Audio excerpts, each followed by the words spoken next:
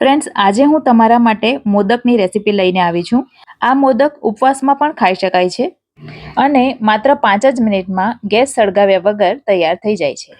અને જો તમારી પાસે મોદકનું મોલ્ડ ન હોય તો કઈ રીતે બનાવવા એ પણ હું તમને બતાવીશ. તો ફ્રેન્ડ્સ, મારી ચેનલને તમે હજી સુધી સબસ્ક્રાઇબ ન કરી હોય તો પ્લીઝ જલ્દીથી સબસ્ક્રાઇબ કરી દેજો. તો સૌથી પહેલાં આપણે એક મિક્સર જાર લઈ લઈશું અને એમાં લઈ લઈશું સૂકા કોપરાની છીણ. માર્કેટમાં સૂકા કોપરાની 2 પ્રકારની છીણ આવતી હોય છે, એક મોટી અને એક આ પ્રકારનો ઝીણો ભૂકો.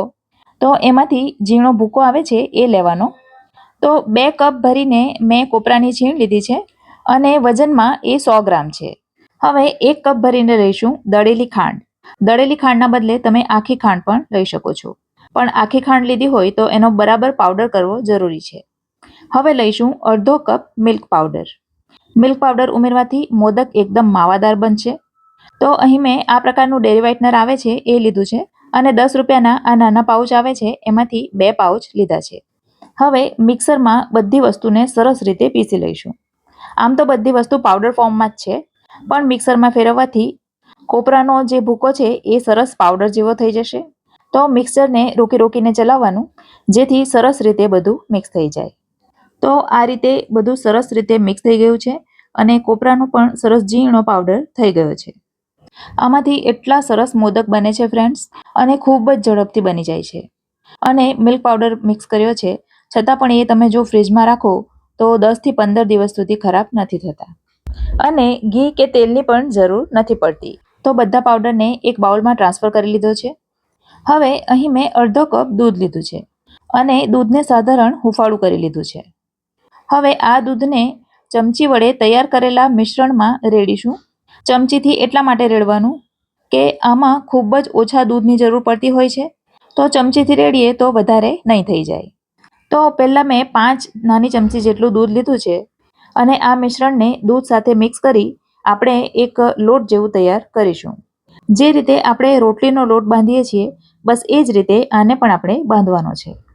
તો આટલા દૂધમાં જ મિશ્રણ સરસ રીતે બંધાઈ ગયું છે. તો આપણે હજી આમાં દૂધ ઉમેરવાની જરૂર નથી. જો આ રીતે કોપરાની છીણના લીધે અંદરથી કોપરેલ છૂટું પડે છે, તો આપણે એમાં ઘી કે તેલ કંઈ પણ ઉમેરવાની જરૂર નથી. ફ્રેન્ડ્સ, જો તમારું મિશ્રણ બંધાતું ન હોય અને સૂકું રહેતું હોય તો એમાં થોડું દૂધ ઉમેરીને સરખું કરી શકાય. અને જો ઇનકેસ તમારું મિશ્રણ ઢીલું થઈ જાય તો એમાં થોડો મિલ્ક પાવડર ઉમેરી દેવાનો. અને છતાં પણ ઢીલું લાગે તો એને થોડી વાર માટે ફ્રીજમાં મૂકી દેવાનું. મને આમાં માત્ર 5 ચમચી દૂધની જરૂર પડી છે. હવે મોદકની વચ્ચે ભરવા માટેનું એક સ્ટફિંગ તૈયાર કરીએ. તો મોદકની વચ્ચે આપણે સૂકો મેવો ભરીશું. અહીં મેં થોડી અખરોટ, થોડા પિસ્તા અને થોડી બદામ લીધા છે. આ સિવાય તમે કાજુ, લાલ દ્રાક્ષ, ચારોળી વગેરે પણ ઉમેરી શકો. અને તમારે વચ્ચે કંઈ પણ ન ભરવું હોય તો આમને આમ પણ તમે મોદક બનાવી શકો. હવે આ ત્રણેય વસ્તુને ચોપિંગ બોર્ડ ઉપર ઝીણા ચોપ કરી લઈશું. અને મિક્સરમાં પણ કરી શકાય, પણ મિક્સરમાં જો કરીએ તો એકદમ ભૂકો થઈ જાય એવું બને. જો તમારી પાસે ઇલેક્ટ્રિક ચોપર હોય તો એમાં પણ કરી શકાય. તો આ રીતે ત્રણેય ડ્રાયફ્રૂટ્સને મેં ચોપ કરી લીધા છે. તો અત્યારે એ ભૂકો છે અને વિખેરાય છે, તો એને એક બાઇન્ડિંગ આપવું પડશે. તો એના માટે આપણે જે કોપરા મિલ્ક પાવડર અને ખાંડનું મિશ્રણ તૈયાર કર્યું એમાંથી થોડું મિશ્રણ આપણે ડ્રાયફ્રૂટ્સમાં ઉમેરી દઈશું અને એની સાથે સરસ રીતે મિક્સ કરી લઈશું. અને જરૂર લાગે તો બીજું મિશ્રણ પણ ઉમેરી શકાય. હવે મોદકનો સરસ દેખાવ આવે એના માટે આપણે થોડો કલર ઉમેરીશું. તો એના માટે 1 ચમચી દૂધ લીધું છે અને ચપટી યલો ફૂડ કલર ઉમેર્યો છે. તમે કોઈ પણ કલર ઉમેરી શકો છો.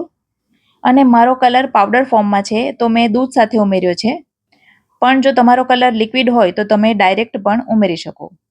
અને ફ્રેન્ડ્સ, તમારે ફૂડ કલર ન ઉમેરવો હોય તો સ્કીપ પણ કરી શકો. કલર ઉમેરવો એમાં ટોટલી ઓપ્શનલ છે, તમે એમનેમ પણ બનાવી શકો. અને ડ્રાયફ્રૂટ સાથે આપણે કોપરાનું મિશ્રણ મિક્સ કર્યું છે એમાં ખાંડ પણ છે જ, એટલે ઉપરથી વધારે ખાંડ ઉમેરવાની પણ જરૂર નથી. તો આ રીતે એનું પણ બાઇન્ડિંગ આવી જાય પછી એમાં નાની લાડવી બનાવી દઈશું, જેથી આપણને મોદકની વચ્ચે એને સ્ટફ કરવામાં સરળતા રહે. તો આ રીતે નાની લાડવી પણ તૈયાર થઈ ગઈ છે. તો હવે આપણે મોદક બનાવીશું. તો એના માટે આ રીતે મોદકનું જે મોલ્ડ આવે છે એ મેં લઈ લીધું છે અને જે વ્હાઈટ ભાગ છે એને આપણે પહેલાં તો મોલ્ડની અંદર આજુબાજુ ચોંટાડી દઈશું. થોડું દાબી દાબીને ભરવાનું એટલે સરસ શેપ આવે. વચ્ચેનો ભાગ ખાલી રાખવાનો, કારણ કે એમાં આપણે સ્ટફિંગ ભરવાના છીએ. હવે વચ્ચેના ભાગમાં જે આપણે ડ્રાયફ્રૂટ્સની લાડવી બનાવી છે એને મૂકી દઈશું અને એને પણ અંદર સરસ રીતે દાબી દઈશું. અને ઉપરથી ફરી પાછો વ્હાઈટ ભાગ ભરી દઈશું. અને હવે આપણે મોલ્ડને ખોલી દઈશું. વાવ, તમે જોઈ શકો છો ખૂબ જ સરસ મોદક બનીને તૈયાર છે. અને કોઈ કંઈ પણ નહીં શકે કે આ તમે ઘરે બનાવેલો છે. અને સ્વાદમાં પણ આ મોદક ખૂબ જ ટેસ્ટી લાગે છે. હવે વચ્ચેથી કટ કરીને તમને બતાવું કે અંદરથી એ કેવો દેખાય છે. વાહ, અંદરથી પણ આપણે જે સ્ટફિંગ ભર્યું છે ને એના લીધે એ ખૂબ જ એટ્રેક્ટિવ દેખાય છે. ચાલો તો હવે ફટાફટથી જોઈ લઈએ કે જો મોલ્ડ ન હોય તો મોદક કઈ રીતે બનાવવા. તો સૌથી પહેલાં તો આ રીતે સફેદ ભાગની એક લાડવી બનાવી દેવાની અને એને આ રીતે ચપટી કરી દેવાની.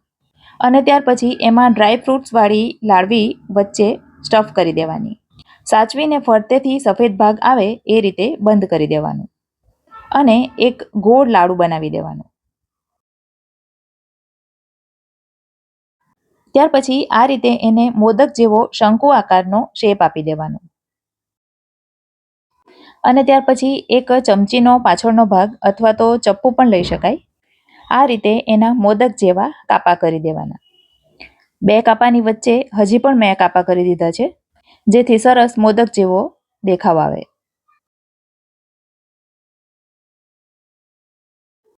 તો આ રીતે ખૂબ જ સરસ હાથથી પણ મોદક બનીને તૈયાર થાય છે. ફ્રેન્ડ્સ, મારી જો આ રેસીપી તમને ગમી હોય તો વિડીયોને લાઇક કરજો અને તમારા સર્કલમાં શેર કરજો. તો ફરી મળીશું આવી જ એક નવી રેસીપી સાથે.